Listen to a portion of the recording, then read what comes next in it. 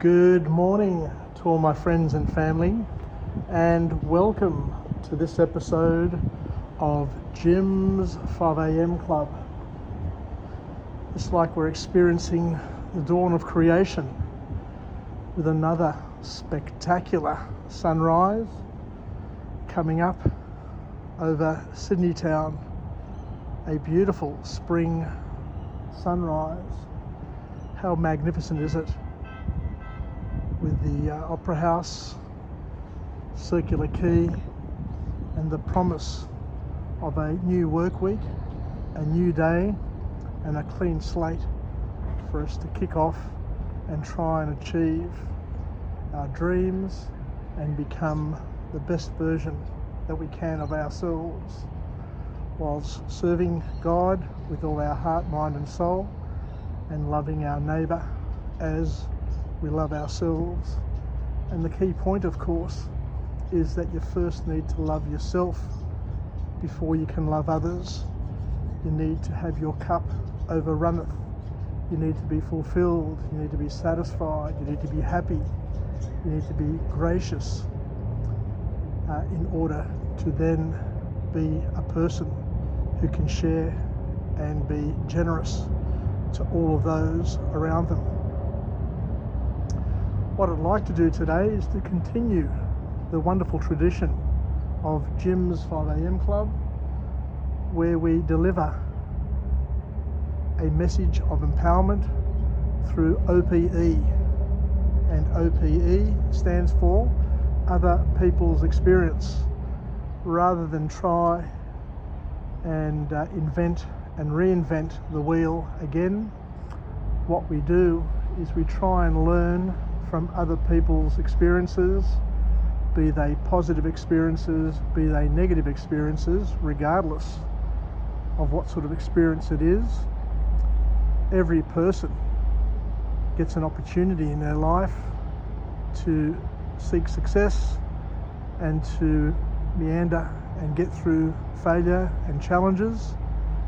And each of those points, each of those checkpoints in their lives are an opportunity to grow and develop. So what we're going to do today is we're going to touch on a book entitled The Inner Edge by Joelle that was published in 2009. It's well over a decade old, but the messages from this book are timeless, as they have been sourced from timeless sources as well. So it's not as if Joelle wrote this book for the first time. This book is just like many other books, many other pieces of wisdom and knowledge that have been captured. And to understand more clearly the benefit of reading books, the benefit of learning from OPE, the benefit from documentaries, is that you get an opportunity to do a deep dive and to experience someone else's deep thinking, deep thought process, where they come from their soul and they share wonderful messages with those around them.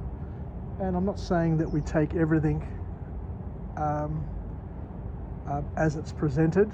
We need to be guards of our minds, because if you don't guard your mind, guess what? Your mind, your brain becomes the garbage tip for everybody else's rubbish.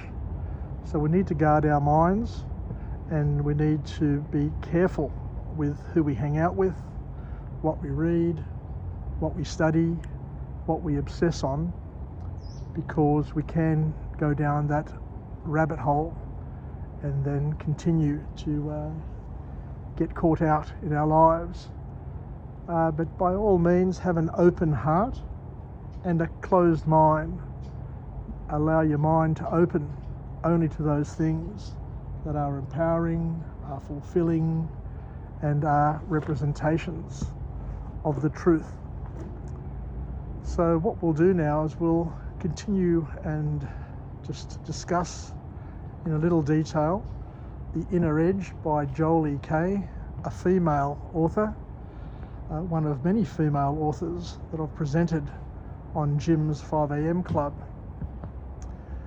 And she kicks off with a quote, a thoughtful quote from a philosopher of old, Confucius, where he says that wherever you go, go with all your heart.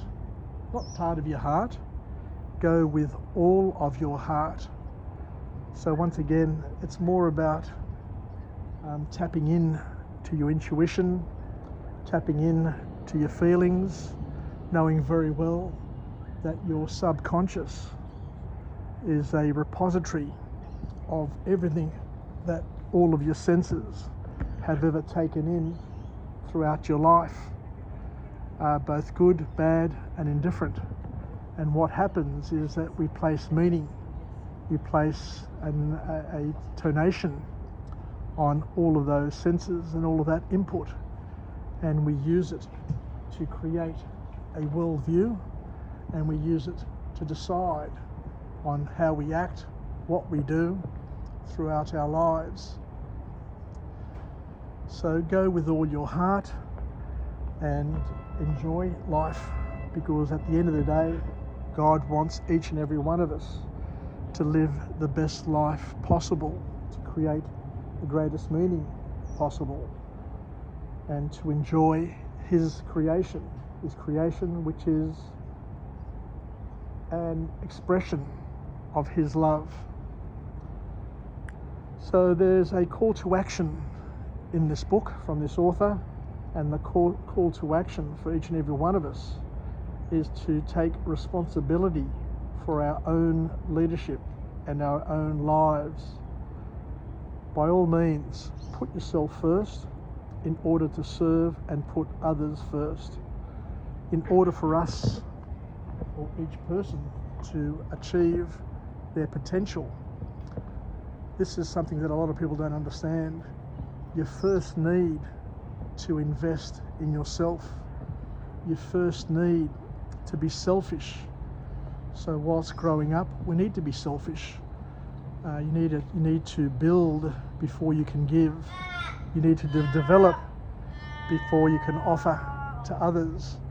You need to look after yourself, become stronger yourself before you can become the person who can build strength in others. Just like when you're on the plane, the first instruction that you get is that in an emergency, the oxygen mask will drop down, and the first person that you put the oxygen mask on is not your partner, not your children, not other people, but you put it on yourself first so you can look after yourself, because through looking after yourself, you're then and only then able to serve and look after others.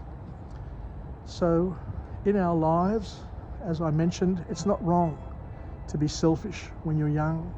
It's not wrong to be selfish, to try and build a better life for yourself, as long as what you're doing with that process is serving God along the way, so loving God with all your heart, mind and soul, and doing it so that you can love your neighbour as you love yourself. So the call to action once again is to be the best that you can be while serving God and serving each other, not being selfish, but with the ultimate goal of being selfless.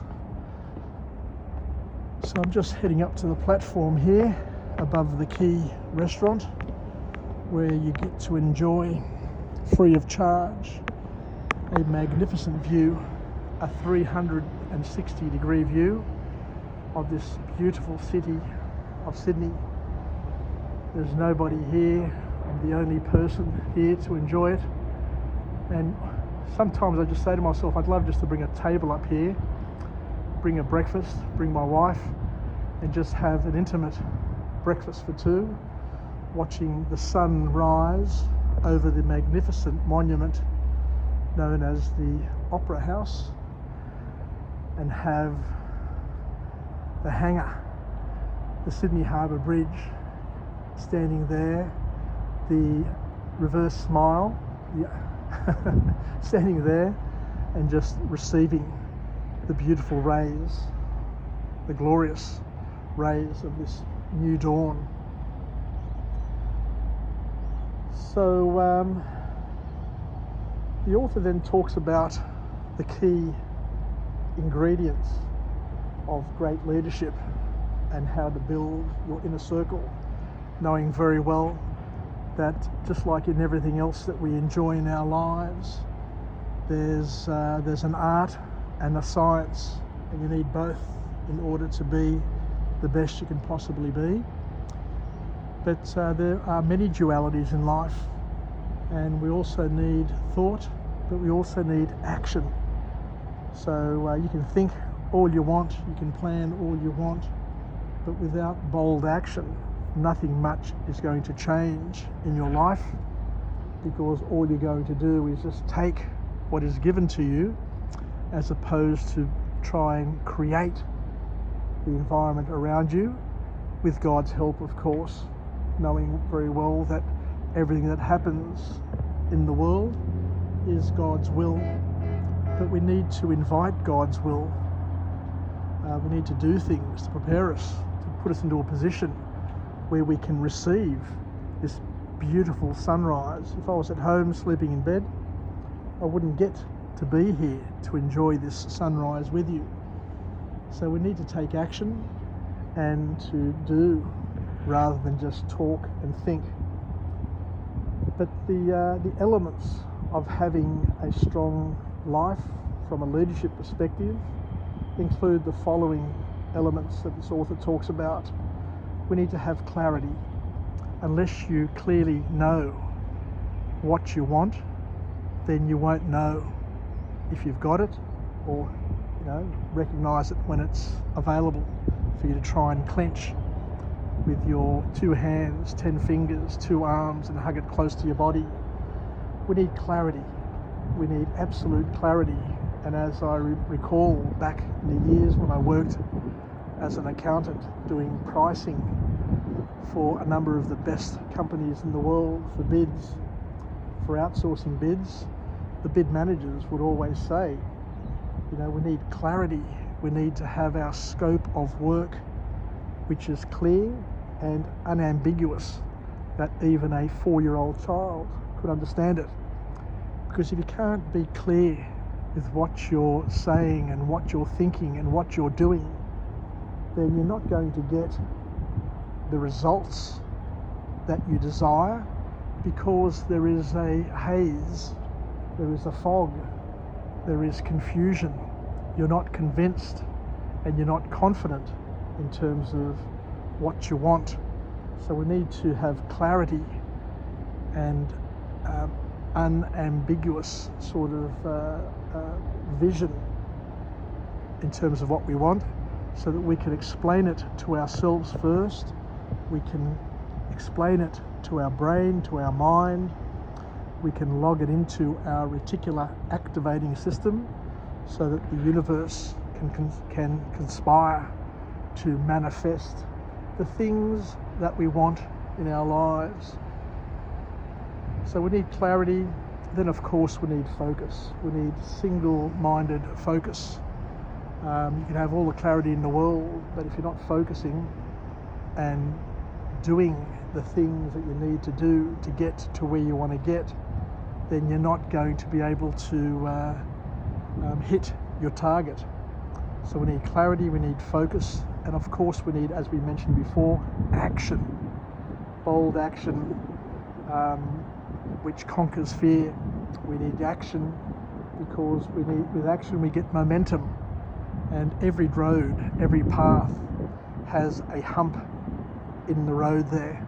There's no doubt about it. Everything we do is going to have challenges along the way. And the reason why you need bold action is you need that momentum to be able to get over those humps in the road, so you don't have a stillbirth, you don't hit the hump and roll backwards.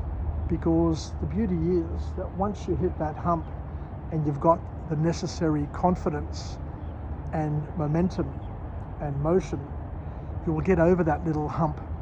And once you get over that little hump, then there may be other humps along the road, but you'll build momentum, you'll gain speed to be able to get over those humps. And what a lot of people say is that once you move along the path, any path, what you'll do and what you'll find is that there is less and less competition along the way, because most of the people would have given up at that first hurdle, at that first hump. So you get over that hump, and guess what? There are fewer people vying for that same dream because they've given up, they've been distracted, they've gone on to something else. And once they go on to something else, once again, they'll hit another hump and they'll stop and they'll move to do something else and else. These are the gunners in our lives. I'm going to do this and I'm going to do that. But when it comes to doing it, they lose momentum, they lose heart because it's too hard. The next thing we need to do is we need to focus on our brilliance, the author says. Our brilliance means our strengths. We're all good at something, and the author encourages us to focus on those strengths and to use them, but not to just rest on your laurels. We need to build many strengths in our lives and to fill the gap, to be gap fillers, as Anthony Robbins says. The other key point that comes from this author that a lot of people don't really appreciate and talk about is that we need to be fulfilled in our lives. We need to express gratitude for the things that we have rather than to focus on the things that we don't have in our life. It's a really important point, and very, very few people get to appreciate it and understand it. But it is a key element in becoming the best that you can be, that along the way there are things that you need to acknowledge and appreciate, and to know, as we said before, that what we have in our lives are a gift from God. We don't earn anything. We're not entitled to anything. What we achieve is because God wants us to achieve it. And He will, of course, put hurdles in the way just to find out if it is indeed what we want and if it's good for our soul. The next point that the author talks about here is that we need to maximize our limited resource of time. One thing that we all have in the world is we all have the same amount of time on a daily basis. We don't all have the same lifetime, but we do have the same time, 24 hours a day. And how we utilize that time, how effective we are at utilizing that time and focusing on doing the things that are going to deliver the biggest bang for the buck, is what's going to separate the high achiever from the person who's just the big talker. The other thing that the author talks about here in terms of leadership is that we need to build our team. We need to keep learning, and we need to excel and be honest with ourselves, and to realise that life has many ups and downs, and the only way we can build our team is by building ourselves first and being the beacon of hope, to being a standard, or being the person who raises the standard and allows other people to see what it's like to live at a higher standard, to try and encourage them to also raise their standard, to live a better quality life and to be more fulfilled in their lives by doing things that they didn't think were possible, and to add value to all of those people around them. We need to keep on learning, knowing very well that learning is the art of attaching the unknown to the known. This is critical. The more you learn, the more you're capable of learning. the more you know, the more you're capable of knowing. The more patterns you understand, the more patterns you're able to create in your mind, and the more trends you're able to identify. Anthony Robbins talked about the importance of pattern recognition and accumulating as many patterns as you can into your life, because life is cyclical. You know, there are seasons, there are phases, there are chapters, and they all basically follow a similar sort of pattern. So we need to encourage ourselves and others to embrace and to be open to disappointment, because whatever happens in our lives, be it positive or negative, it is a stepping stone in our life that we can leverage and use for other things. So the people who solve the most problems are the people who are able to be confident around problems and around challenges, are people who know the strength of pattern and how things repeat themselves. Not exactly, but things tend to repeat themselves, and the world keeps on cycling in and out of similar sort of patterns, year in, year out, and not to give up hope, and to know that within our own lifetimes we're going to see the same patterns re-emerge time and time again, and not to lose hope, but to wait patiently for those patterns to reappear, and to say, I know exactly what I need to do in order to maximize this event, and understand that when things are up, they then tend to go down, and when things are down, they tend to go up, and to understand the cyclical nature of human behavior and human emotion. And to also understand that we need to continue to practice and to stay focused and to do, rather than just talk, to think and to implement those thoughts and not get stuck in the thinking cycle. Because what we practice in private, we will get rewarded for in public. And to understand that we have an inner and an outer edge of our lives that we need to be able to flip in and out of and to invest in. Don't spend too much time investing in your outer self, how you appear to others, all the masks that we wear. Spend more time being internal, trying to build your skills, trying to build your knowledge, trying to build your capability, trying to build your ability to deal with disappointment, because then and only then you're able to express it and to bring it to your outer self. The author also goes on to say that the way we feel influences dramatically the way we act. So we need to upgrade our thinking to version 2.0 or whatever version is an improvement on the old version, and to understand that we need to be effective before we can become efficient. What I learnt as an accountant doing bid pricing is that the big problem that most projects have is that the people who are driving those projects kick off with trying to be as efficient as possible, which basically kills the project. You need to be first effective in what you're doing, make sure that you're getting the results you need to get, and once you're effective, then and only then you can focus on trying to become efficient, trying to get the same results with less resource, with less input. So some massive lessons there.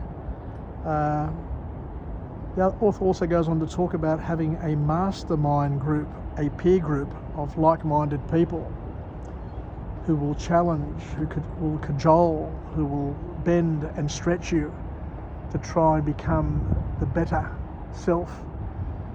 Family and friends are great. They'll support you and comfort you, but we don't need people around us all the time that are just going to comfort us, just trying to help us or protect us, because you're not going to grow unless you are challenged. You're not going to grow unless you take the world on, take on problems and solve them one after the other. In fact, if you've got people who comfort you and make you feel protected all the time, what will happen is that you won't push yourself, you won't lean into your outside your comfort zone. You'll stay within your bubble, and once you stay within your bubble, you won't grow and develop. And if you're not growing and developing, guess what? As Anthony Robbins says, the opposite of growth and development is death and decay. So today's 8 will be tomorrow's 6. So wake up and understand that your life is always going to need you to grow and develop, to push yourself. To make you grow and develop, you need to lean outside your comfort zone. You need to embrace, you need to welcome, you need to love discomfort. You need to love feeling not certain, because we're living in a world that is constantly changing, dramatically changing. The one thing for sure and for certain is the world is changing. We are changing. The people around us are changing. Nothing is ever going to stay the same. So we need to continue to change, to grow and develop, to feel fulfilled. God made the world a variable place. He could have made everything the same. He could have made every tree the same, every building the same, every opera house the same, every bridge exactly the same. But the world would have been different. He could have made the colours monochrome. How different would this view be if it was all monochrome, if all the buildings were exactly the same? Dare I say it would be different, and dare I say it would be, boring as well. So we need a peer group around us to share and support and challenge us, to give us clarity and to push us, because it's easy. As Jim Rohn said in a seminar that I went to many years ago, to be successful is very, very easy. The only problem is to be unsuccessful is even easier. And for that reason, we need people around us to push us so that we can do rather than just talk. He also talks about the importance of having the clarity, as we mentioned before, but we need a wide angle lens and a zoom lens. We need to be eagle-like, like an eagle. An eagle can soar up on high and have a wide-angled view, a wide-angle lens view of the world. And then in the flicking of a switch, in the flick of a heartbeat, it can zoom in on its prey, or it can zoom in on an enemy or whatever, and be able to act on instinct. And likewise, humans need to have a wide-angle view so they could see things with perspective. It's important to have a perspective-full view of the world, and also the ability to focus and to zoom in on the things that are important to us. What else can we glean from this book, from this wonderful author? We talked about gratitude, the ability to feel fulfillment, because what happens is that when you express gratitude and you feel fulfilled, it gives you vitality and energy, because you're living a purposeful life. It's important to understand that, and we need to be a participant in our lives rather than a spectator. And the ultimate goal for each and every one of us is to achieve our potential. That's what our parents want. That's what we should want as well, to achieve our potential. We're not all going to be Olympic 100-metre champions, but we all need to be the best that we can possibly be in our lives to achieve our potential, and to live our life to the point where we've worn out rather than rusted out. and to understand that leadership is a way of life.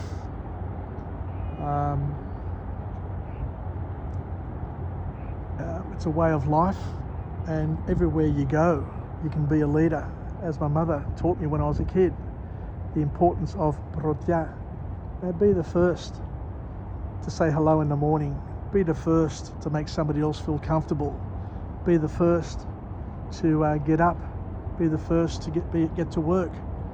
Try and be a leader in everything you do, because that in itself gives life a colour, gives life a taste, makes you stand out, defines you as a person. We all need to tap into our brilliance, and as Anthony Robbins mentioned at the UPW seminar, everybody is good at something. We're all much better at than somebody else at something.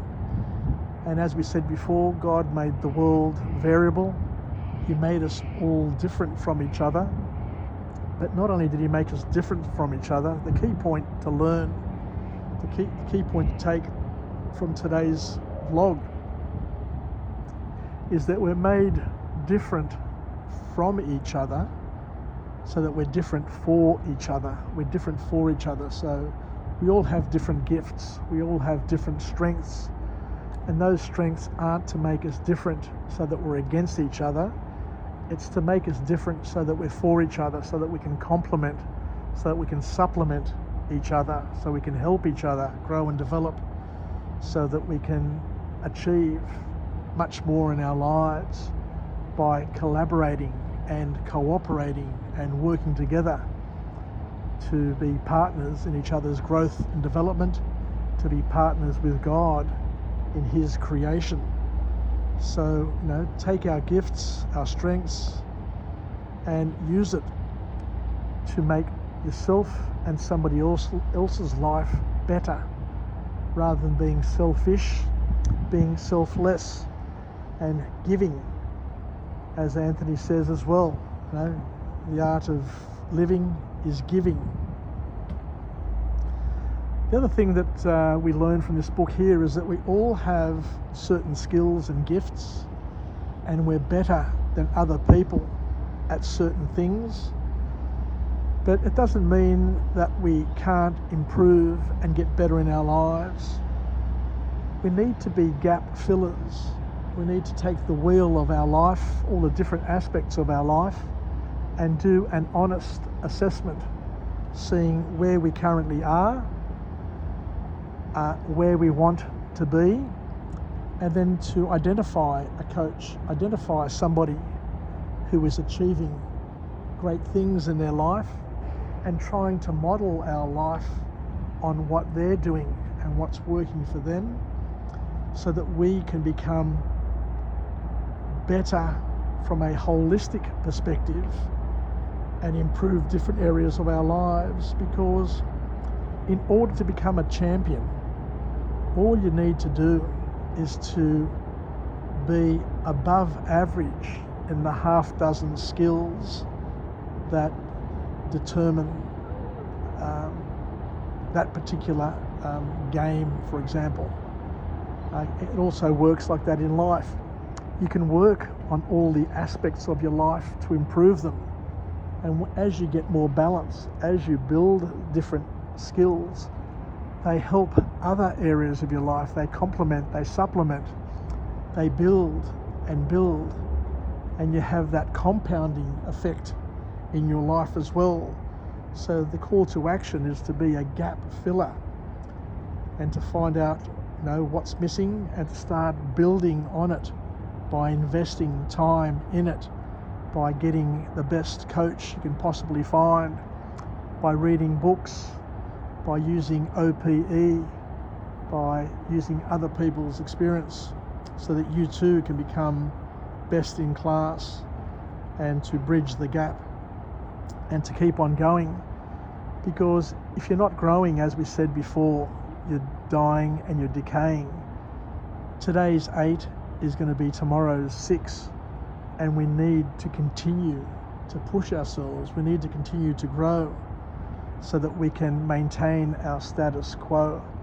knowing that things are changing, we are changing, the world is changing, and we basically need to lift our standard and continue to hone and build our standard in order to keep up and to stay relevant.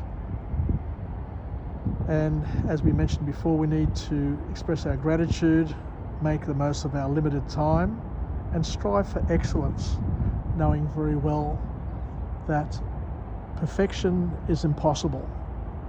Now, you can be perfect for the moment, but what will happen is that life just keeps on changing, and you're basically setting yourself up, you're wiring yourself up for pain if you're too much of a perfectionist. What you need to do is maybe focus more of your effort, more of your time on making progress rather than achieving perfection. So once again, thank you very much for joining me on this wonderful morning episode of Jim's 5am Club, a platform that I've put together back in the days of COVID to try and share OPE, to do book summaries, to do a number of things to try and enable us to have a library, to have an inventory of skills and empowering content so that we can live, learn and pass it on and try and live the best life that we possibly can. Have a wonderful day. Subscribe if you're not subscribed to my channel, pass it on. I've only got about 220 subscribers, where I'd really love to have 220,000 subscribers. I don't know why this YouTube channel doesn't take off, because it is a passion of mine. I've put a lot of work into it. If you listened to one vlog a week, it would take you over 30 years to get through the channel. If you listened to one a day, it would take you about five years to get through the channel. So there's a lot of material here, and it's variable. There's a lot of variety, and I've been able to, as I said before, supplement it with my own experiences. I've been able to supplement it with the lessons that I've learnt from all the book summaries, all the vlogs that I've done, to be able to give a holistic approach to growth and development, where we take OPE, other people's experiences, and use it as stepping stones for our own lessons and our own growth. Take care everybody, Yassas, and we'll chat again.